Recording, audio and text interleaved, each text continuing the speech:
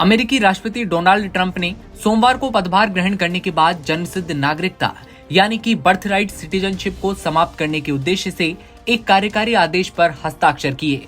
माना यह जा रहा है कि इससे अमेरिका में भारतीय समुदाय पर भी फर्क पड़ेगा।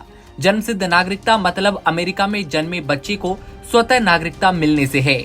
CNN की एक रिपोर्ट के मुताबिक ट्रंप ने जिस आदेश पर साइन की उसमें कहा गया है कि संघीय सरकार अमेरिकी धरती पर जन्मे किसी भी बच्चे को अमेरिका की नागरिकता को मान्यता देने वाले दस्तावेज जारी नहीं करेगी जिसके माता पिता देश में अवैध रूप से रहे हों या जो वैध रूप से लेकिन अस्थायी रूप से रहे हों।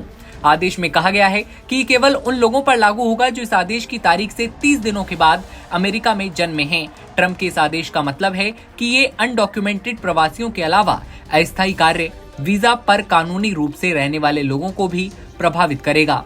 एक रिपोर्ट के मुताबिक अमेरिकी राष्ट्रपति का यह आदेश बर्थ टूरिज्म को टारगेट करता है, जहां विदेशी नागरिक अपने बच्चों को जन्म देने और उनके लिए अमेरिकी नागरिकता हासिल करने के लिए अमेरिका की यात्रा करते हैं। ट्रंप ने इस प्रैक्टिस की आलोचना भी की है। ट्रंप ने इस प्रैक्टिस की आलोचना करते हुए एक बयान में कहा, हम इसे खत्म करने जा रहे हैं क्योंकि ये हास्यास्पद है। उन्होंने अवैध आव्रजन पर अंकुश लगाने की जरूरत पर भी जोर दिया। प्यू रिसर्च सेंटर की एक रिपोर्ट के मुताबिक यूएस सेंसस ब्यूरो के आंकड़ों के अनुसार 2022 तक करीबन 4.8 मिलियन भारतीय अमेरिकी अमेरिका में रह रहे थे। इनमें से एक बड़े अनुपात में लोग अमेरिका में जन्मे हैं।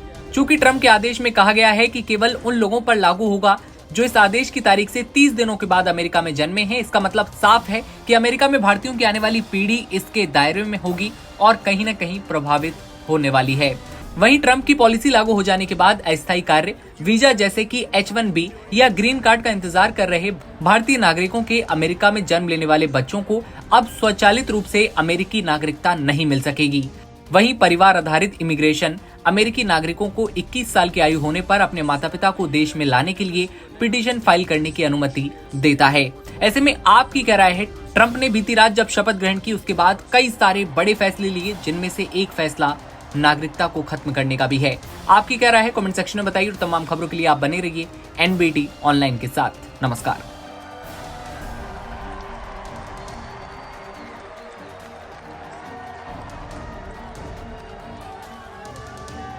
Thank you, sir. Next, we have a directive to every department and agency in the federal government to address the cost of living crisis that has cost Americans so dearly.